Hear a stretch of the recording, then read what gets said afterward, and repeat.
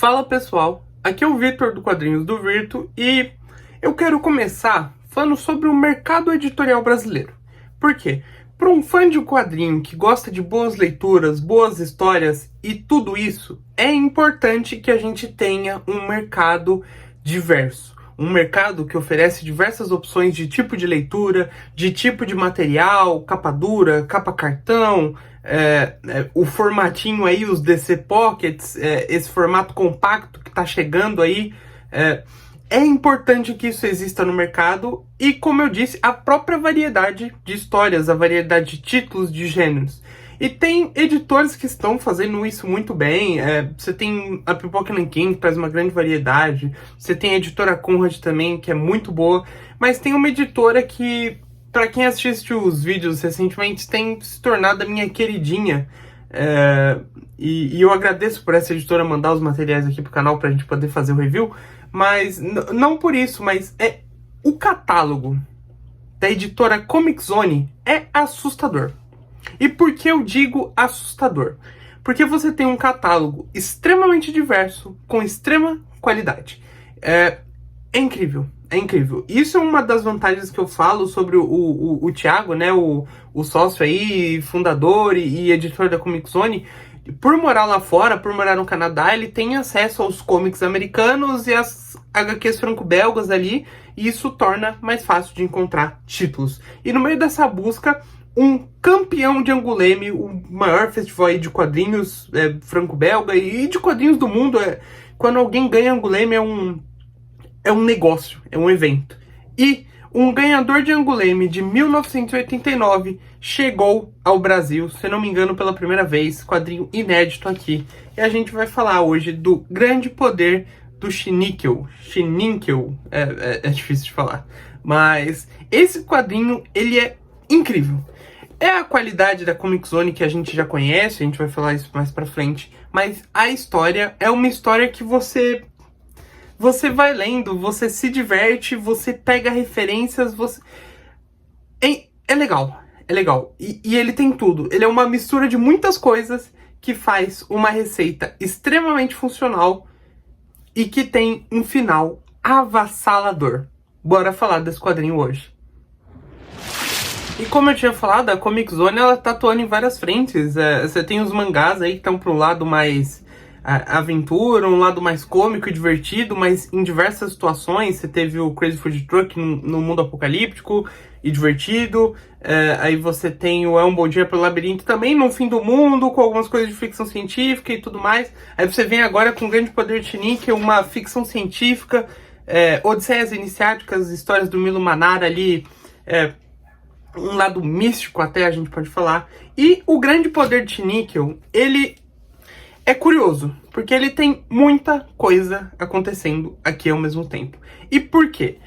Basicamente, o que a gente tem de história aqui, a gente tem Dar, que é uma terra, um país ali, você pode considerar um continente, talvez, e que é um mundo em guerra. Desde que as pessoas se conhecem por gente, né, esse termo, este mundo está em guerra. E como essa guerra acontece? Esse mundo, Dar, ele tem 2 sóis nesse planeta, nesse lugar. E a partir do momento que esses 2 sóis se tocam, a gente tem um eclipse ali desses 2 sóis, guerra. E guerra de quem? Nós temos aqui 3 grandes figuras, reis, reinados, que são os 3 imortais. 3 seres que, obviamente, são imortais, eles não podem morrer, e que toda vez que esses 2 sóis se tocam, eles querem ir para o conflito e eles vão guerrear entre si. E como a gente sabe, historicamente, a guerra não se faz com quem manda, se faz com quem tem que obedecer.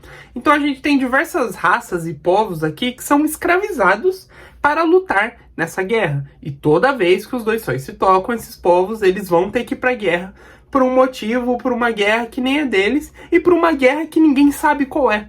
E por que ela está acontecendo, ela só acontece. E entre um desses povos escravizados, a gente tem os Xinníquels, que são as nossas pequenas figuras que você pode ter certeza em olhar e você vai falar, isso não parece um Hobbit de Senhor dos Anéis?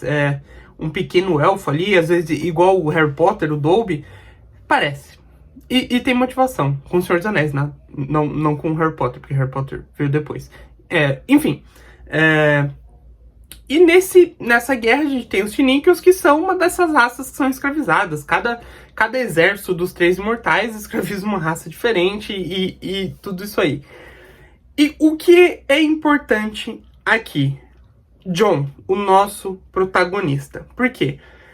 Num desses ciclos de guerra, quando acaba tudo, vai todo mundo embora e vida que segue. E o Jon, ele sobreviveu. Ele estava no meio da batalha, do campo de batalha, e ele acabou sobrevivendo, estava ali escondidinho e tal, sobreviveu. E aí ele, pô, legal, hein? Que coisa bacana. Ele foi atacado ali por uma espécie de urubu, corvos, enfim. Mas ele sobreviveu à guerra e beleza. Ele, show! Mas o que eu faço da minha vida? Por quê? Porque o Chininkel, ele é um escravo, desde que ele se conhece por gente. E aí você tem os territórios dos Três Imortais. E ele fala, se eu for pra lá, é onde eu tava sendo escravizado. Se eu for pra cá, é território de não sei quem, não é bom. Se eu for pro outro lado, é território do outro imortal e também não é legal. A liberdade é difícil. Ele chega a essa conclusão assim logo no começo do quadrinho. Mas uma experiência vai mudar a vida dele. E a experiência é quando um monolito, este belíssimo, essa bela peça de dominó, toda preta, ele aparece pro Jon. E o Jon, ele é agora o escolhido pelo mestre criador de mundos. Então esse monolito, essa pedra preta que aparece pro Jon, aparece falando, eu sou o mestre criador de mundos e eu estou escolhendo você para cumprir uma missão. E aí o Jon fala, mas por que eu? E aí o mestre criador de mundos fala, porque é você que tá aqui agora. Se fosse outra pessoa, era outra pessoa, mas é você que tá aqui, não tem um motivo especial. Mas ele foi escolhido, e qual é o objetivo dele? Em 4 sóis, o mundo será destruído, se não me engano, 4 sóis, que é quando esses sóis se tocam, né? Esses eclipses, que é quando a guerra acontece. Se, após 4 ciclos as guerras continuarem acontecendo, os Três Imortais não estarem em paz entre eles, o mundo vai acabar. O mestre criador de mundos vai destruir este mundo, vai destruir a Terra de Dar. E só o Jon, ele vai poder partir numa jornada para poder equilibrar os poderes do mundo, trazer paz a esse mundo e evitar a destruição dessa terra que todos esses seres vivem. E a partir daqui o Jon, ele questiona e tudo mais, e aí o mestre criador de mundos, ele fala que vai dar o grande poder pro Jon conseguir atuar e etc. E o Jon, ele vai ficar sem entender nada. E inicialmente a reação dele é achar que ele tá sonhando, que é um pesadelo e tudo mais. E não, é a realidade. Ele vai ter um contato com 2 figuras aí de um dos exércitos dos Três Imortais. E ele vai acabar matando uma guerreira com o grande poder que ele recebeu. E ele, caramba, eu não tô sonhando. Mas ele vive ao mesmo tempo em negação nessa jornada, e sem entender muito qual que é o papel dele e como ele, um Chiníquel, uma das raças mais desprezadas ali nessa sociedade, nesse mundo, como ele vai ser o responsável por parar a guerra que vem durando tanto tempo que ninguém nem sabe como começou. Isso é o que a gente tem de história nesse quadrinho. Eu não vou entrar em muitos detalhes assim de como as coisas se desenrolam, mas é uma jornada do Jon para se entender como o Salvador, e ao mesmo tempo que ele vai cativando personagens nessa jornada que começam a acreditar nele, mesmo que ele mesmo não acredite. E o que a gente tem aqui, o que é o grande poder de Chiníquel? Beleza, é uma fantasia, mas até nos extras do quadrinho cita isso, e eu gostei do termo, que é uma fantasia teológica. Por quê? Lendo desse quadrinho, você vai encontrar tudo, como eu disse. Mas acho que as principais influências que a gente tem aqui, e que são muito claras quando você lê, é um paralelo, é uma fusão ali da história de Jesus, do Novo Testamento da Bíblia, e do Antigo Testamento da Bíblia, com algumas coisas de Moisés, libertando o povo, e etc. Você tem a junção dessas 2 coisas nessa história, através do Jon, que vai ter que ser o Salvador. Porque ao decorrer do quadrinho, ele vai entendendo que existe uma profecia do povo dele, Chiníquel, de que um salvador viria para salvar este povo. E aí o Jon, as pessoas acreditam que ele vai ser esse salvador e ele começa a sentir essa responsabilidade e negar, só que às vezes ele chama pra si. É bem cômico o jeito que ele lida com essa situação. Mas você tem esse paralelo claro da Bíblia, e que não é coisa da minha cabeça, não é coisa não, é uma coisa que é bem clara. A gente tem os extras do quadrinho que falam um pouco sobre isso. E ao mesmo tempo que a gente tem uma história ali com inspirações bíblicas, teológicas, a gente também vai ter um playground de outros contos de fantasia, como eu falei, Senhor dos Anéis, os próprios Tinique, você olha, lembram muito Hobbit, é impossível não fazer referência. O fato do mestre criador de mundos ser um monolito escurão vai levar você a referências de 2001, Odisseia no Espaço. Não tem jeito. Essas referências, elas vão sendo feitas ao longo do quadrinho, e isso é uma das coisas que torna essa história tão legal. Porque é uma jornada que ela traz esses elementos religiosos, esses elementos fantasiosos de livros e outras séries, e faz isso de um jeito que traz o peso. Você tem uns momentos mais sérios, uns momentos mais assim, mas que no geral é cômico. É cômico, é uma fantasia, é uma jornada do herói. A gente vai acompanhando o Jon nessa jornada, ele vai conhecendo personagens, ele forma uma equipe dele, e é engraçado porque é uma jornada que ele é conduzido contra a própria vontade. O roteiro é feito aqui brilhantemente de uma forma que a história ela anda com o protagonista não querendo andar. Em vários momentos ele se recusa a dar o próximo passo da jornada do herói, da jornada dele como escolhido, e as pessoas, não, você vai, já preparamos tudo pra você vai lá, ou acontece alguma coisa e ele acaba indo, e a única coisa que ele quer durante a história é ficar com a Tinique, o que ele conheceu, que ele libertou, e ele tá apaixonado por ela, e ele quer ficar com ela, e toda vez alguém atrapalha isso, pra história seguir, pra ele ter que continuar com essa jornada do herói. Cara, isso é muito bom, porque você tem esse elemento de humor, você tem guerra, você tem combates, como eu falei, você tem com ele, com essa garota, você vai ter uns momentos mais 18 ali e tal, então o quadrinho é recomendado ali pra maiores de 18 anos, em alguns casos. Mas é uma jornada extremamente interessante, cara. Extremamente interessante. É uma jornada do herói com Bíblia e fantasia. E eu não sabia que tudo isso estava aqui nesse quadrinho. E eu fui me surpreendendo, pegando referências bíblicas, pegando outras referências de história, de fantasia. E é muito legal. É muito legal. E é uma jornada que ela é legal por ser diferente. Você não tem um personagem que ele vai crescendo como um super-herói, entendendo cada vez mais a sua responsabilidade, assumindo esse papel, e aí ele vai... Não, é um negócio cômico do começo ao fim. Até ali a parte... sem querer dar spoiler, mas até ali um pouco da reta final do quadrinho, os personagens... O Jon, ele ainda se recusa um pouco a entender que ele é um salvador, que ele é um messias para esse povo, para esse mundo, na verdade, né? E é muito bom. O jeito que tudo é feito aqui, tudo é construído, é desse jeito que eu falei. É um jeito que você tem um personagem recusando o seu chamado, recusando que a história progrida, por ele não precisa ter progressão, e a história ela acaba progredindo, porque você tem personagens, povos, situações que acreditam mais no nosso protagonista do que ele mesmo acredita em si. Isso faz a história andar de um jeito diferente, de um jeito cômico, e que cara, é imperdível. Em alguns momentos, eu vou confessar aqui que eu fiquei, tá, a pessoa fala tanto da fantasia desse quadrinho e tal, mas tá faltando aquele elemento que é o elemento tchan, sabe? Aquele elemento que você entende por que aquilo é tão diferenciado. Porque, óbvio, é uma história muito bem estruturada, tava sendo bem conduzida, tava engraçado, tava legal, tava divertido, tava interessante, mas falta aquele elemento wow que faz o seu olhinho brilhar vendo uma fantasia, que toda grande fantasia, grande quadrinho de fantasia, livro, série, seja o que for, tem. E o final desse quadrinho, sem dar spoiler, sem nada, tem esse elemento. Quando chegar no final... é um final que vai te deixar, às vezes, até meio triste. Tipo, de se olhar e falar, caramba, cara, pô, que situação, né?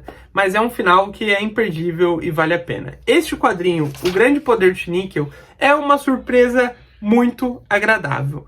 Porque, ó, é um campeão de Anguleme, então você sabe que existe uma qualidade aqui. Mas esse quadrinho, ele superou as minhas expectativas, que eu tava esperando uma história de fantasia bacana, e me entregou algo que realmente é tão diferenciado quanto a Comic Zone divulgou e anunciou de propaganda. Porque é uma coisa com uma qualidade. É diferente quando você pega um quadrinho que ele é pensado do começo ao fim e você enxerga uma qualidade absoluta nele. E você vê que tudo que existe nele conduz para aquele final, conduz para aquelas situações e faz ficar ainda mais interessante. Então é um mundo esquecido, que as pessoas não lembram como esse status atual do mundo começou. A gente vai desvendar essas histórias enquanto acompanha um protagonista que vai tentar salvar o mundo. E só lendo você vai saber se ele conseguiu.